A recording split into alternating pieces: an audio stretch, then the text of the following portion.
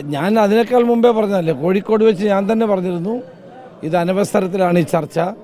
ഇപ്പോൾ പഞ്ചായത്ത് തിരഞ്ഞെടുപ്പാണ്. പഞ്ചായത്ത് തിരഞ്ഞെടുപ്പിൽ വിജയിക്കുക.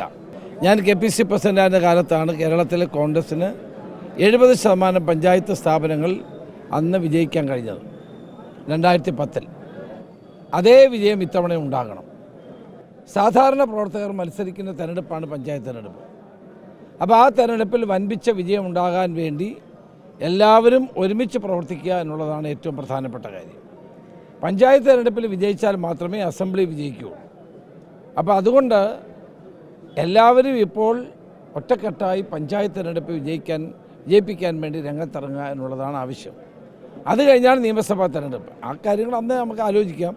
ഏതായാലും കേരളത്തിലൊരു ഭരണമാറ്റത്തിൻ്റെ അന്തരീക്ഷം നിലനിൽക്കുന്നു. ഈ ഭരണം മാറണം എന്നുള്ള ജനങ്ങൾ ആഗ്രഹിക്കുന്നു. ജനവിരുദ്ധമായ ഈ സർക്കാരിനെതിരെയുള്ള ജനവികാരം ശക്തമാണ്.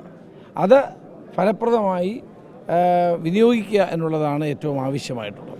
ഈ ജാമ്യ സമ്മേളനത്തിൽ താങ്കൾ പങ്കെടുത്തതിന് പിന്നാലെ തങ്ങൾ ഫേസ്ബുക്കിൽ ഒരു പോസ്റ്റ് ഇട്ടു. താങ്കളെ പങ്കെടുത്തുകൊണ്ടും താങ്കൾക്ക് പിന്നിൽ ശക്തമായ പോസ്റ്റ് കിട്ടിയിരുന്നു.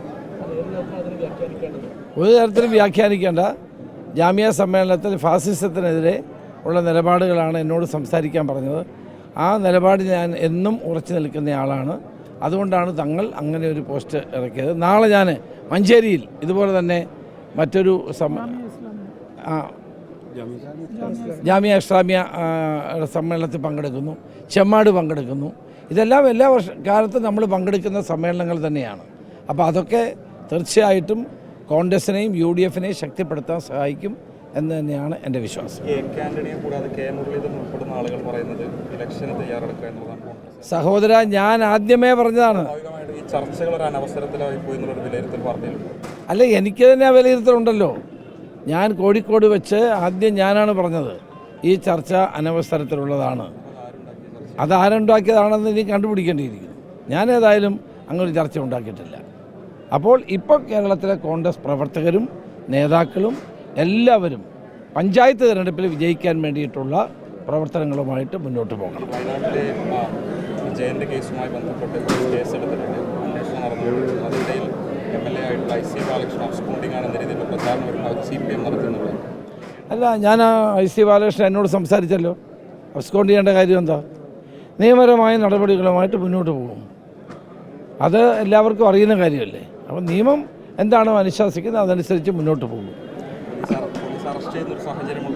അല്ല, അതിപ്പോൾ ഇല്ലെന്നല്ല കോടതി പറഞ്ഞിരിക്കുന്നത്. അപ്പോൾ പിന്നെ അതിനെപ്പറ്റി പറയേണ്ട കാര്യമില്ലല്ലോ. ഏതായാലും ആ കുടുംബം കോൺഗ്രസിനോടൊപ്പം തന്നെ ഉറച്ചു നിൽക്കുന്നു എന്നുള്ളതാണ് ഏറ്റവും അവസാനത്തെ അവരുടെ നിലപാട്.